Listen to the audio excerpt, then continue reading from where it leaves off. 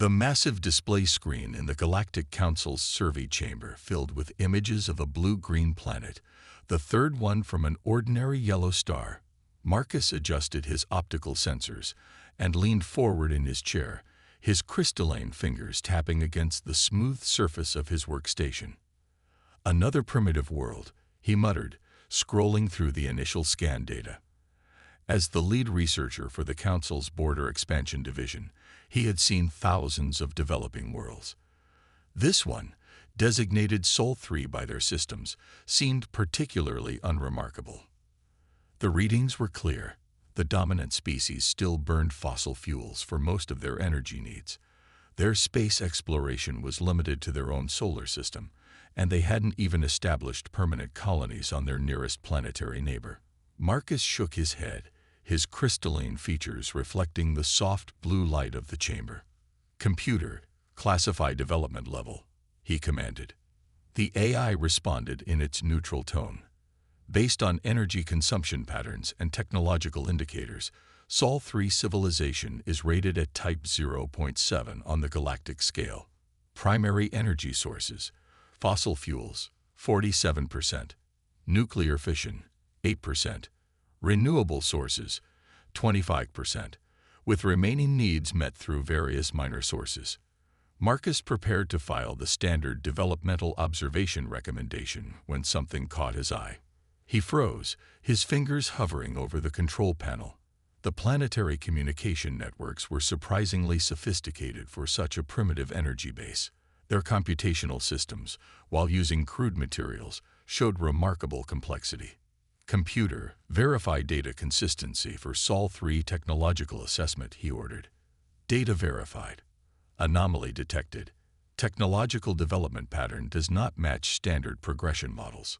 The chamber's door slid open with a soft hiss. Ambassador Robert entered, his translucent form gliding smoothly across the polished floor. Like all members of their species, his crystalline body structure captured and reflected light in subtle patterns that conveyed additional layers of meaning to those who could interpret them. "Mark, the Council is asking about the border survey results," Robert said, using the shortened version of Marcus's name that had become common in their diplomatic corps. "Anything interesting?" Marcus gestured at the display. "See for yourself, Rob. Sol 3. They're burning fossil fuels while running quantum computation networks. They've barely reached their moon, but they're processing data at rates that rival our mid-tier systems." Robert studied the readings, his body shimming with patterns that indicated deep thought. "Fascinating. They're developing completely out of sequence. No civilization we've encountered has achieved this level of information technology without first mastering clean energy.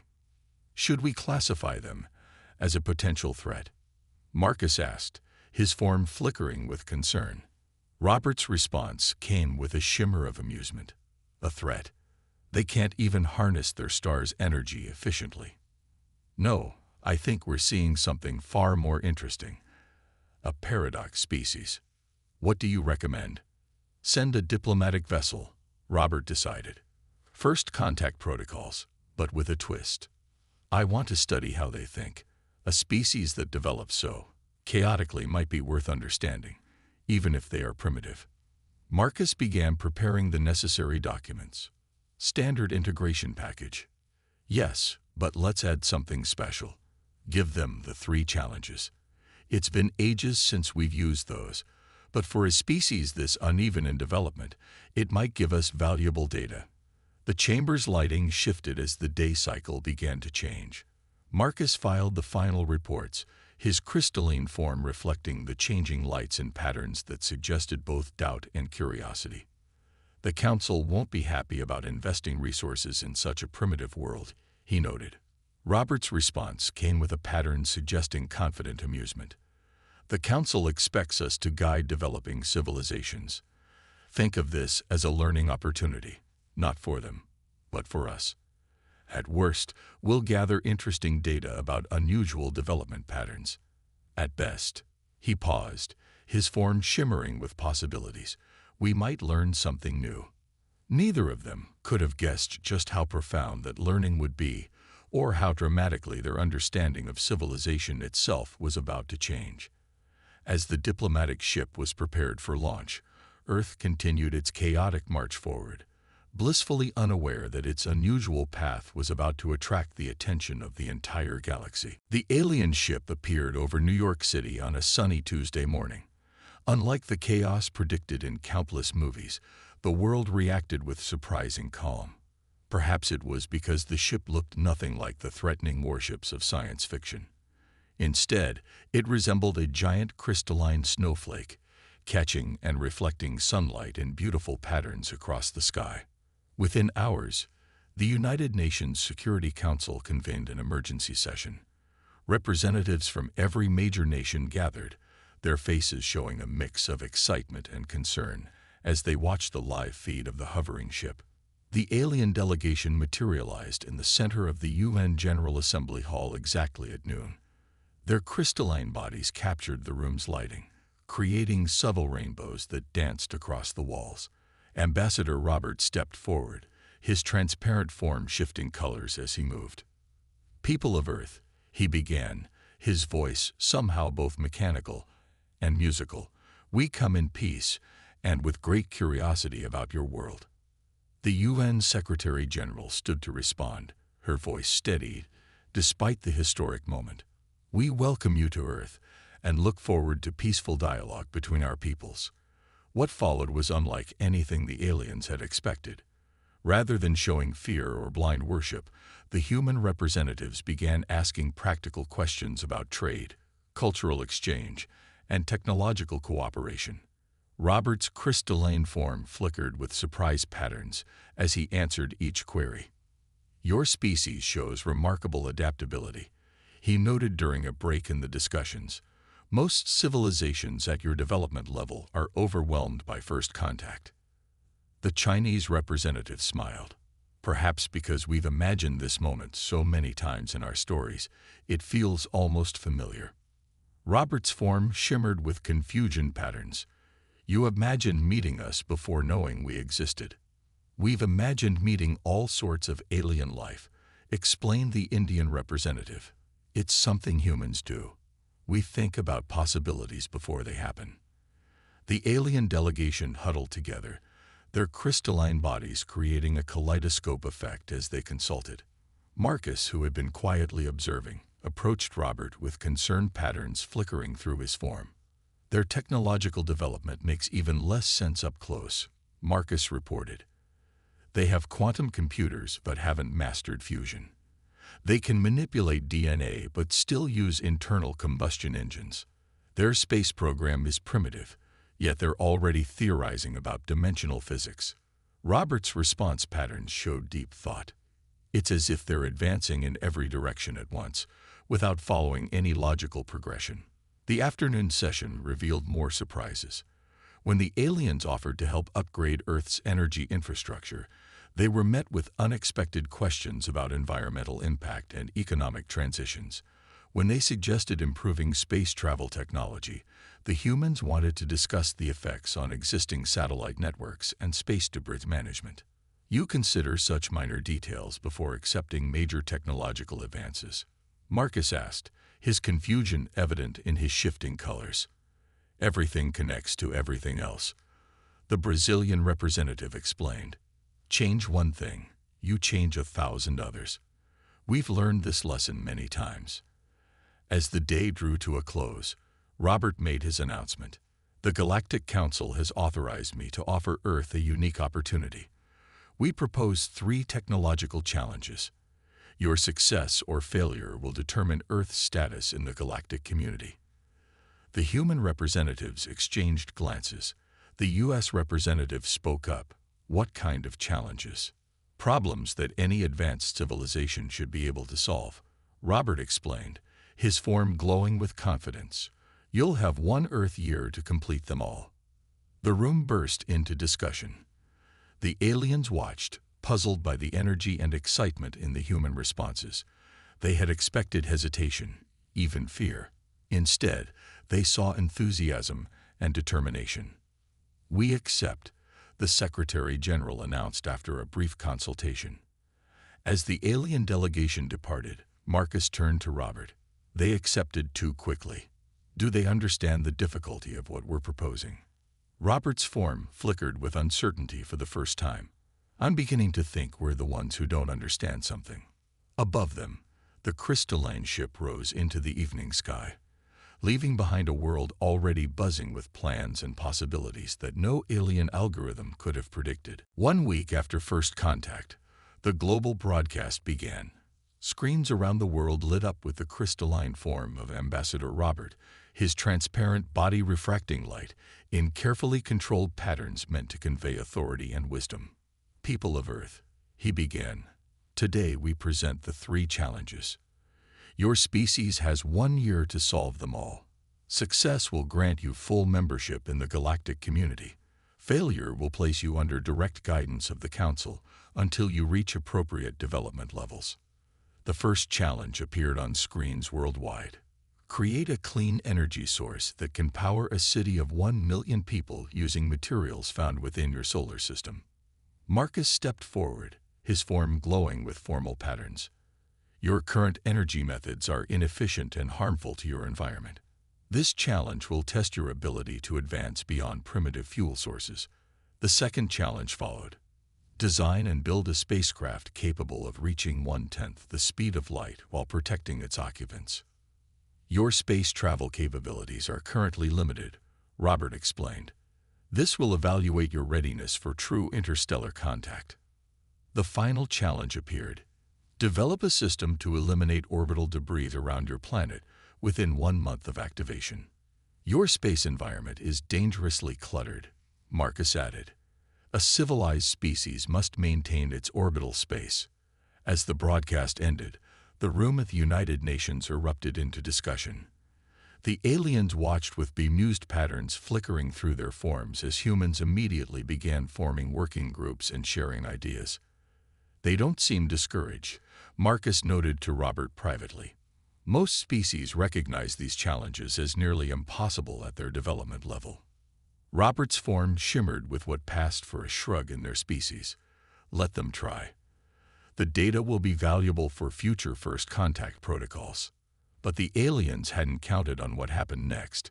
Within hours, the challenges were being discussed on every social media platform. Universities worldwide opened their research facilities for collaboration. Private companies offered resources and funding. Even children started making videos sharing their ideas about solving the problems. They're treating it like a game, Marcus said, watching the global response with confusion patterns rippling through his crystalline structure. Don't they understand the seriousness of these challenges? A month into the challenge period, the aliens noticed something odd. Instead of following standard scientific procedures, humans were trying hundreds of different approaches simultaneously.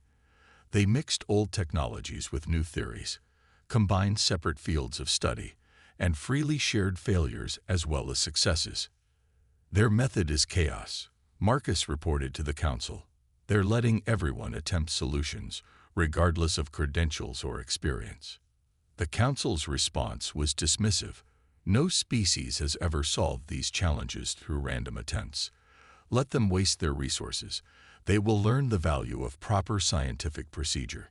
But 3 months into the challenge period, alarm patterns began flickering through the alien observation team.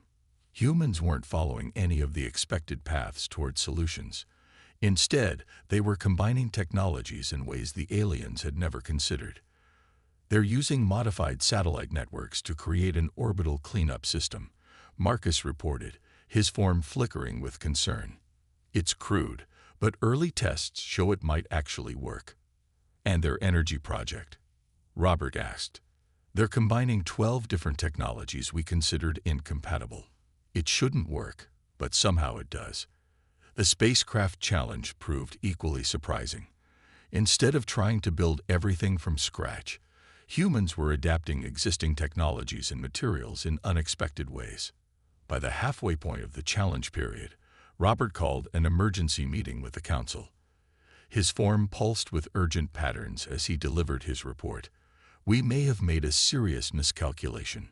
The humans aren't just attempting the challenges. They're solving them in ways our science said were impossible. The Council's response was immediate. Monitor everything. We need to understand how they're doing this.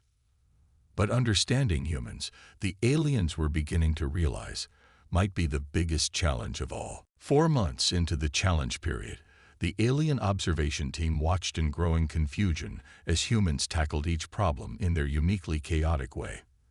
Their crystalline forms flickered with a mix of disbelief and curiosity as they studied the various human approaches.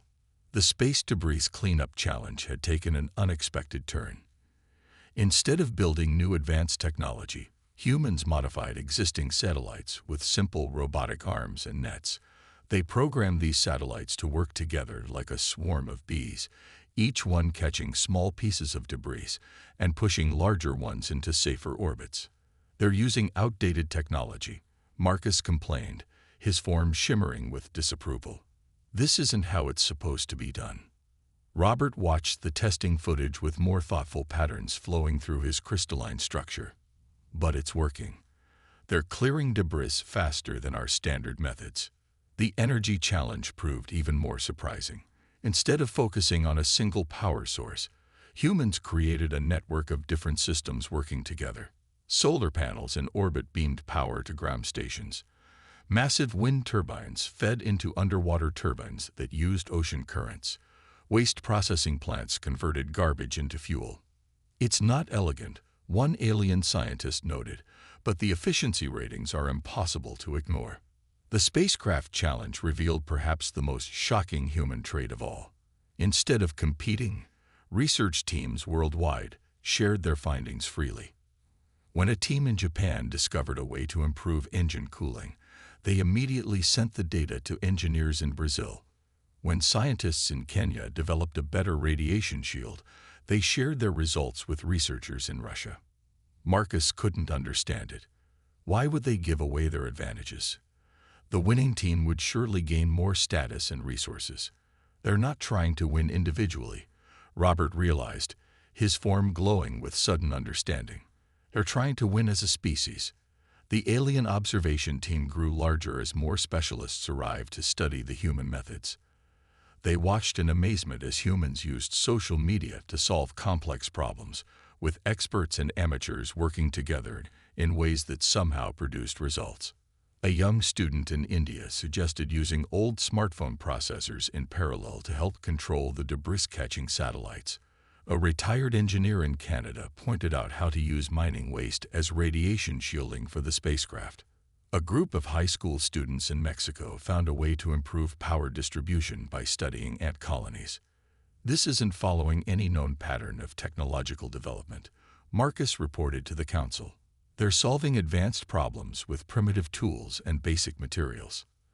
The Council responded with concerned patterns. Are they receiving outside help? Could another species be providing advanced technology? No, Robert answered. They're doing something far more interesting. They're finding new ways to use what they already have. 5 months into the challenge, the first full tests began. The debris cleanup system caught 90% of test objects on its first try. The new power grid powered a small city with 0 emissions and 40% more efficiency than expected. The spacecraft prototype broke all previous records for human vessels. The council chamber erupted in debate. Some members flickered with patterns of alarm, others with fascination. None of them had expected this level of progress in such a short time. We designed these challenges based on our understanding of technological progression, Marcus admitted during an emergency session. But humans don't follow normal progression patterns. Robert's form pulsed with what had become a familiar mix of confusion and admiration. They don't solve problems the way we do. They don't build technology the way we do. And maybe, his patterns shifted to show deep thought. Maybe that's not a weakness. Maybe that's their strength. As the tests continued, one thing became increasingly clear to the alien observers. They had not given Earth 3 separate challenges.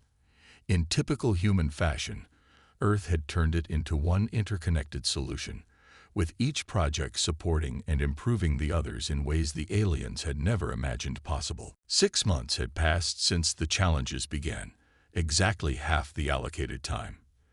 The crystalline ship of the Galactic Council hovered above New York City once again, its surface reflecting the morning sun in brilliant patterns.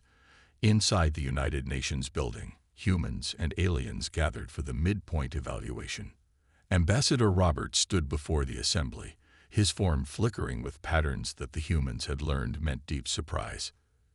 "You have completed all 3 challenges," he announced, his musical voice carrying a note of disbelief. "Not only completed them, but exceeded our expected performance metrics." The room erupted in applause. The aliens watched this display of joy with curious shimming patterns rippling through their crystalline forms.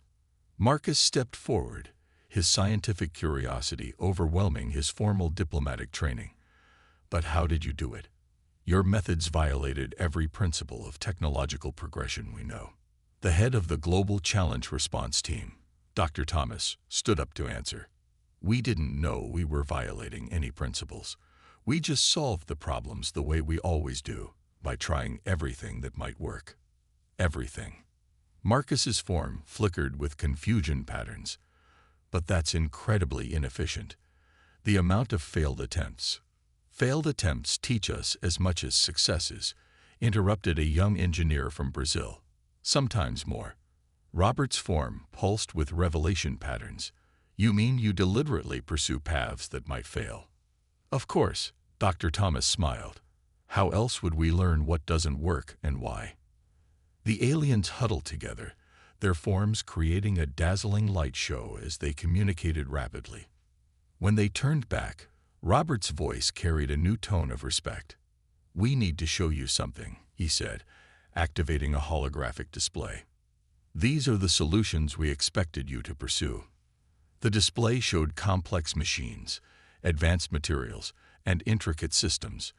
"This is what every other developing civilization has attempted."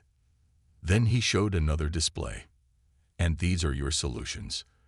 The images showed simpler but more versatile systems, combining old and new technologies in ways the aliens had never considered.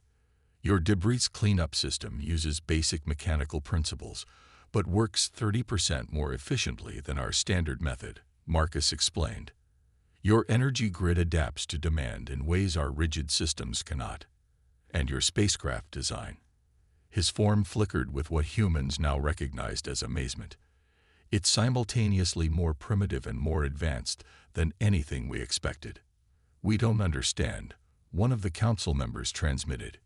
"Your civilization still uses fossil fuels. Your space program barely reaches your own moon. How did you solve these advanced problems?" Dr. Thomas looked at her fellow humans before responding.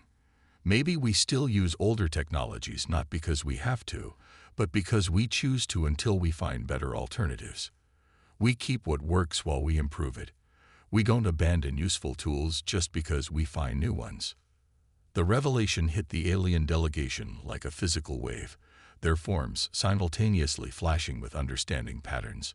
They had assumed Earth's mixed technology levels indicated primitive development. Instead, it showed something they had never encountered before: deliberate technological diversity. "You maintain multiple solutions for every problem," Robert said slowly, his form glowing with new comprehension. "You don't follow a single path of advancement. You keep all paths open. Why limit yourself to one way of doing things?" Dr. Thomas asked. "The universe is full of possibilities. We try to explore them all." The council members began flickering with urgent communication patterns. Finally, Robert turned to address the assembly again. "We came to test if Earth was ready to join galactic civilization," he announced. "Instead, you have taught us that our understanding of civilization itself may need to change. The Council hereby recognizes Earth not as a developing world, but as a catalyst civilization, one that may help us all find new paths forward." As celebrations broke out across the planet, the aliens began to understand that they had discovered something far more valuable than a new member world. They had found a species that could teach them how to think differently. 1 month after Earth's recognition as a catalyst civilization, the first requests began arriving from other worlds. The aliens' crystalline communication network buzzed with messages seeking human insight on various problems that had stumped advanced civilizations for centuries. A world called Blue 7 wanted help with their failing ocean cleanup system. Their advanced technology couldn't handle the diverse forms of pollution in their seas. Within weeks, a team of human environmental scientists suggested combining simple mechanical filters with genetically modified algae, a solution so basic that the Blue 7 scientists had overlooked it completely. "This is remarkable," Marcus said, watching the success reports flow in. His crystalline form glowed with excitement patterns as he reviewed the data. They solved in 3 weeks what Blue 7 couldn't fix in 50 years. Robert's form shimmered with agreement. And that's not the only success. "Look at this." The display showed dozens of worlds adopting human-inspired solutions. A desert planet used modified Earth irrigation techniques to grow food in their harsh environment. A gas giant's orbital colonies adapted human wind turbine designs to harvest energy from their endless storms. "They're not just copying our technology," Dr. Thomas explained to a gathering of alien scientists. "They're learning to think like us, to see old problems in new ways." The Galactic Council chamber became a regular destination for human advisors. Their presence caused quite a stir among the crystalline beings, who weren't used to seeing such physically solid creatures in their halls of light and reflection. During one memorable session, a young human engineer named Jack shocked the council by suggesting they redesign their entire communication network. "You've made it too perfect," he explained.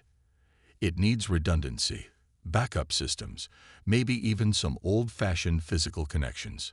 The council members flickered with dismissive patterns at first, but then Jack showed them how their network could be completely disabled by a single point of failure. Within days, they began implementing his suggestions. "Humans have a saying," Jack told them. "Don't put all your eggs in one basket." "What are eggs?" one council member asked, their forms shimmering with confusion. "Exactly," Jack laughed. "You've been so focused on advancing forward that you've forgotten the simple wisdom that got us here in the first place." The impact of human thinking spread rapidly across the galaxy. Worlds that had been stuck in technological dead ends for generations suddenly found new paths forward. Species that had been deemed too primitive for full membership in the galactic community were reassessed using new criteria. Marcus, who had once dismissed Earth as unremarkable, now spent his time studying human history. Their greatest achievements often came from their greatest limitations, he reported to the council.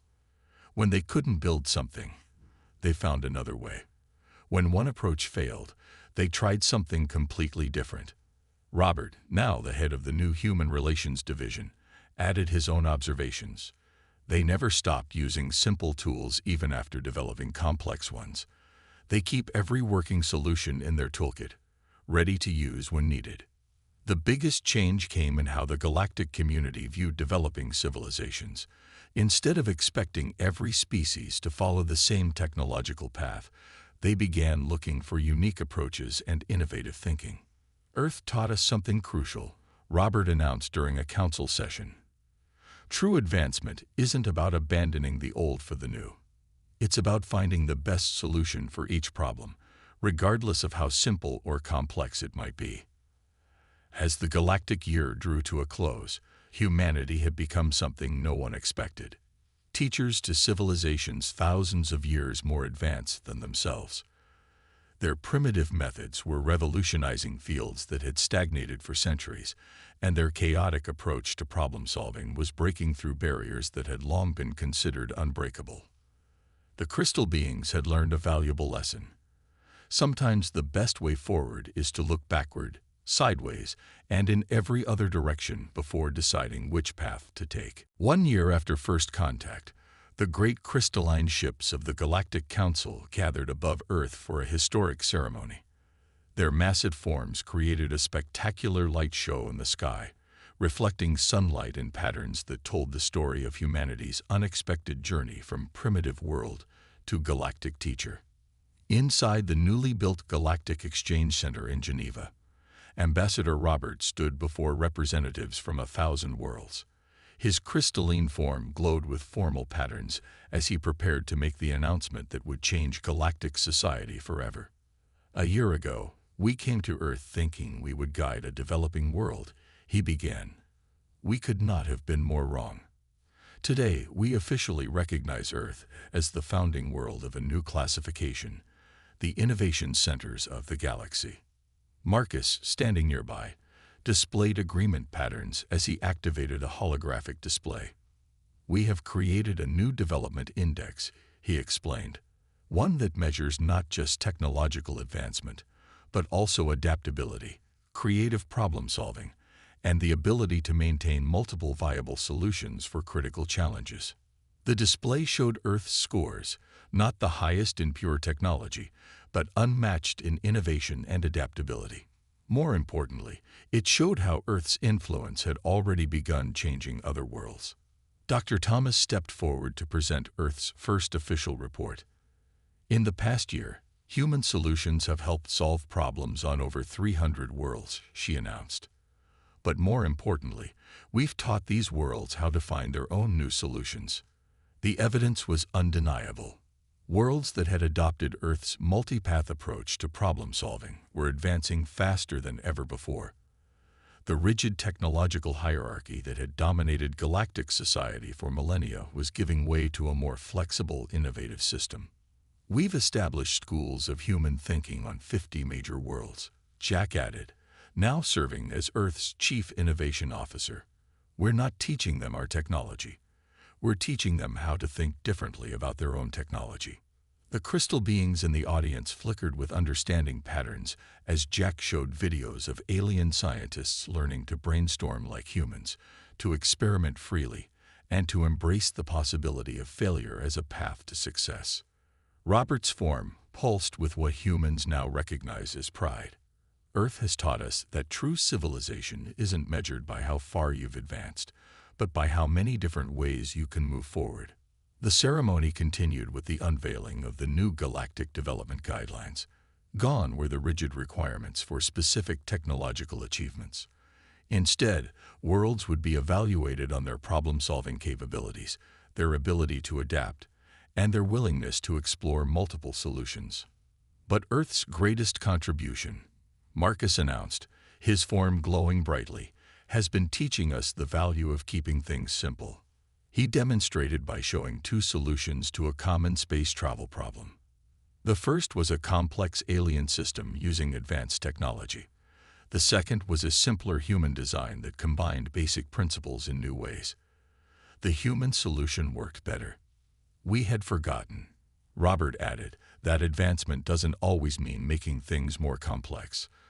Sometimes it means finding a simpler way.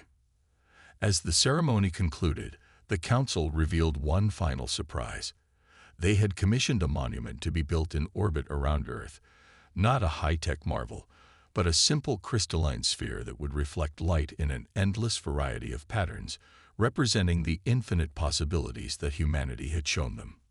Dr. Thomas looked up at the monument through the center's transparent dome. "You know," she said to Robert, "a year ago you thought we were primitive, because we still used old technology alongside new developments." Robert's form shimmered with what had become his equivalent of a laugh. "Now we understand that keeping all those options wasn't a sign of being primitive. It was a sign of being wise." As the sun set on this historic day, the crystalline ships departed one by one, leaving Earth to continue its unique journey. The planet that had once been dismissed as a primitive world had become something far more important, a reminder to all advanced civilizations that sometimes the best way to move forward is to remember where you came from, and that the simplest solution might just be the best one.